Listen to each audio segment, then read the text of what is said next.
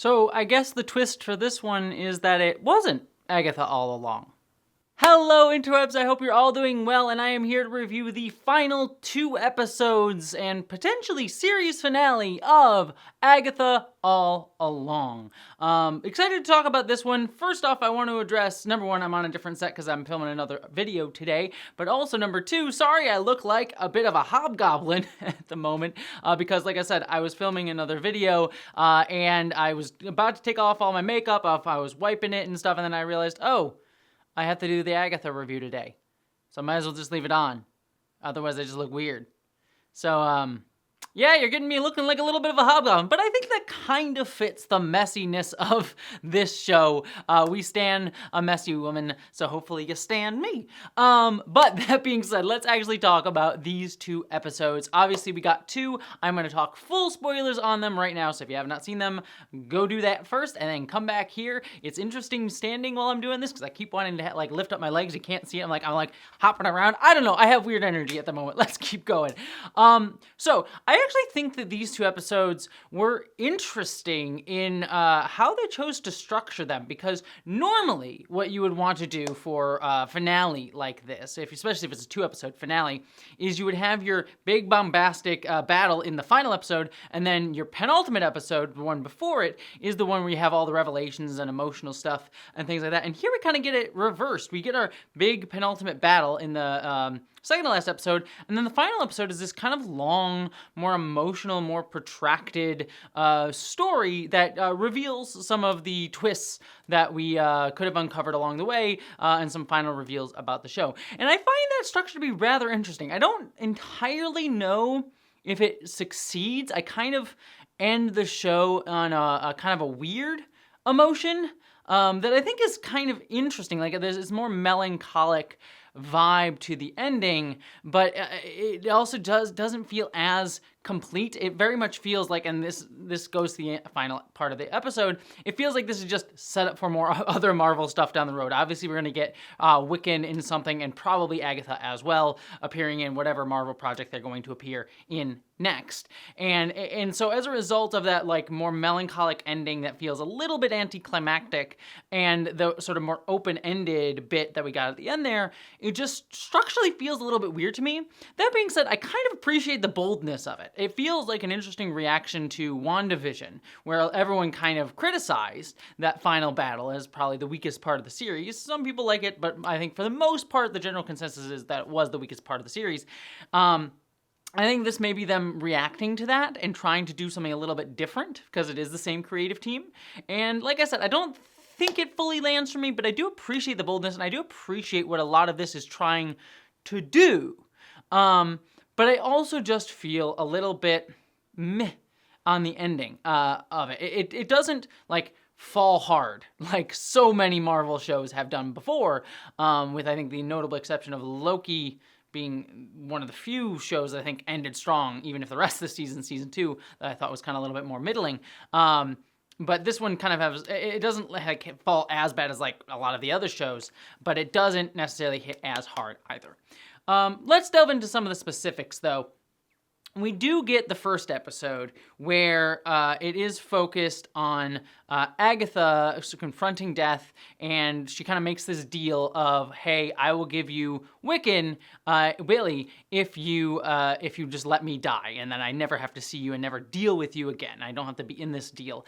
I found that to be an interesting one because, again, it goes to Agatha just being a self-centered jerk this entire series. And I'm not going to speak for her because she'll have her own video coming out about this, but I've been talking to my friend Vera of the Council of Geeks channel, close friend of mine. I adore her. But she and I kind of disagree on the show because I've kind of enjoyed how much of an irredeemable asshole Agatha is, how she just consistently does not care about anyone, is just a jerk, and then this show is kind of pulling her in to just have some connection with Billy. Billy's the only person that she like seems to have any level of careness about because he reminds her of her son and Nikki. And so I think that idea, and then having this final confrontation being like, oh, she has to give him up, is a fun twist on that relationship. And I think that emotional tie works for me.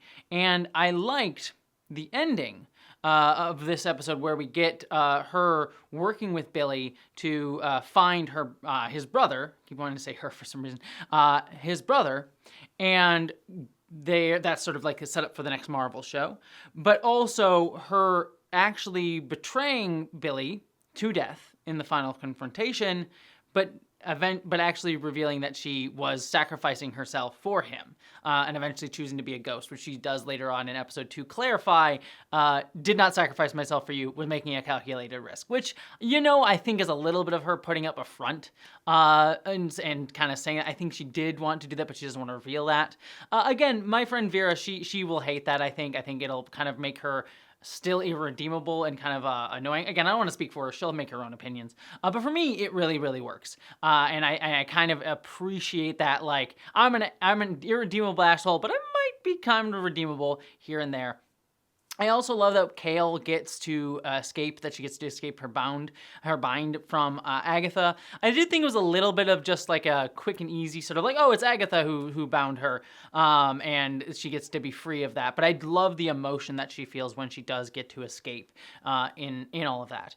And I also really love what Aubrey Plaza brings to death. There's a clear like sadness to her of not getting to be with Agatha, and just her connection to Agatha, I think, is just played very well, especially when there isn't a lot on the page for her to do, but I really did like it. Also, I really loved when, to escape the road, she just like cut the paper and just went out, because I think one of the big criticisms that I've heard some people have about the set design is it looks great, but it very clearly is a set somewhere. And it is a set somewhere, and I just love that they just draw attention to it's a set in the episode itself. What a clever, I like that. I liked that so much. I've been praising this a lot, however, but I'm struggling with this because we get to the second episode, and we get this big, long backstory reveal of Agatha's story with her son. And while I think it's well played, and Agatha has some very sweet moments, and you get to see the kind of person that she was and how she was starting to open up with her son a little bit more, that gets kind of ripped away from her, and she becomes just a soulless, uncaring asshole, willing to kill people and using the road trick to do so.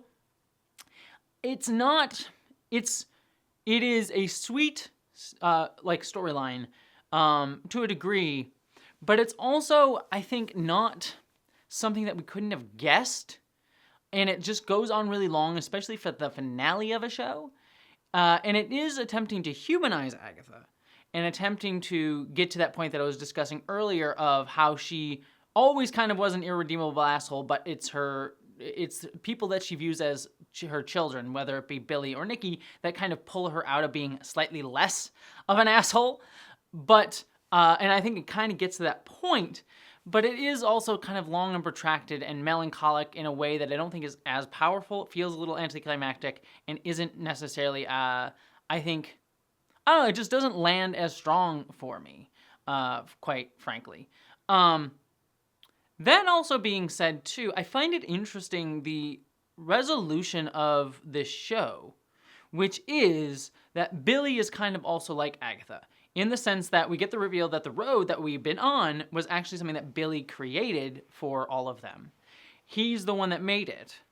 And all of their deaths, he says it's his fault, and yes, he created the road that killed them, but I will also put a lot on Agatha for not caring and not protecting people as best she could. Not that she got them in that situation. So, like, it's kind of on her, and she was planning on killing them all. I guess she was planning on killing them all anyway, so why would she care all that much?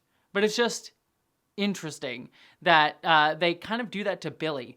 And it feels, I don't know, it feels strange to me. And I'm trying, I guess, to put that idea into my framing of this show, the sort of like queer read that I've been putting on it. And I get the idea of sometimes feeling an outcast, sometimes feeling a loner, sometimes feeling like a villain, sometimes feeling like you want to destroy all of society.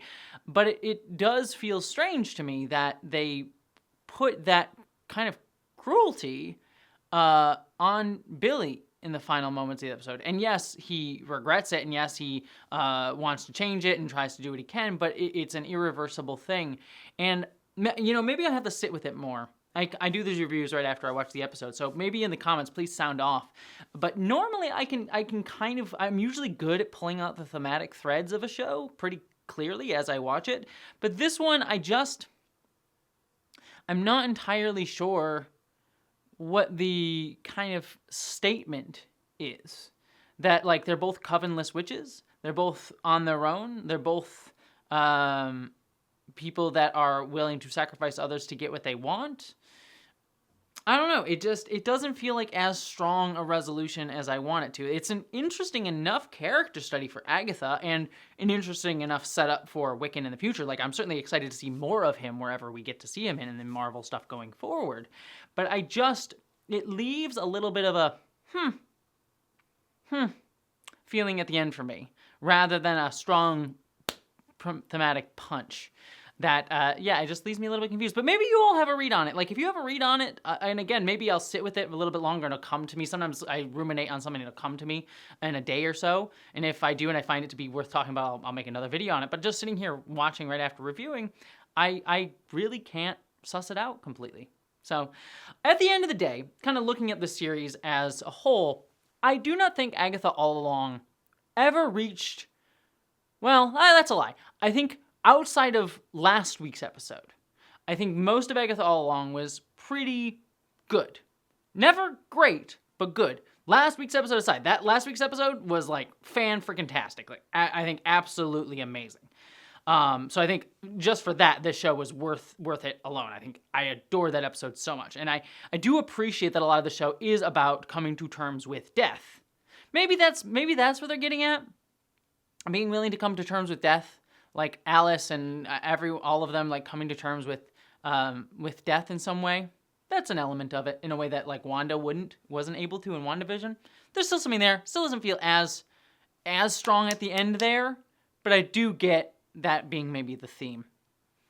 Maybe it's just because I had a queer reading that I do think the show has, but it doesn't fully resolve those ideas either. Anyways, that's an interesting enough theme. It works. It still doesn't gut punch me as much, but I get it.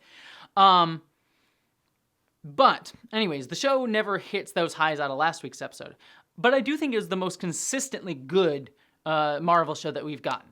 Like I said, I think I still put WandaVision up until the finale, and Loki just generally is my favorite two Marvel Disney Plus shows. I'm trying to think if there's any other that I would call out. No, I would agree on that front. But I do think that out of all of the Disney Plus shows, this is probably the most consistently good. And I think the fact that it's structured like an actual TV show with episodes is to its benefit in a lot of that sense. But I also, outside of last week's episode, don't think it had any of these big highs. It feels a little bit weirdly structured at the end for it to feel as gut-punchy as it could have had. That being said, last week's episode, amazing, one of Marvel's best, and I think well worth the show. So, on the whole, I am positive on the show. I really liked it. I'm excited to see more what these characters do, Wiccan and Agatha, and I would like to see more from this creative team at Marvel, and I certainly liked a lot of the queer stuff that they put forward. I will say, we got little, like, overt references to queerness here and there, but I would have really liked a more overt. Well, you know what? I don't even say that. I think they did a decent job being overtly queer, while also, like, not beating you over the head with being like, "Hey, I'm gay." So I think they did a decent enough job for that, which I think is commendable for people to do within a Marvel system. I commend the writers for doing that. Overall, I thought it was a solid series with some big moments, but overall I thought was like, okay, it was good. But I'd love to hear all of your thoughts down in the comments below. What did you think of Agatha All Along overall and in its final few episodes, as well as your thoughts on maybe some of the themes, ideas that I'm kind of ruminating upon. But beyond all of that, thank you so much, my friends, and I hope you all live long and prosper. I'm gonna go take this makeup off.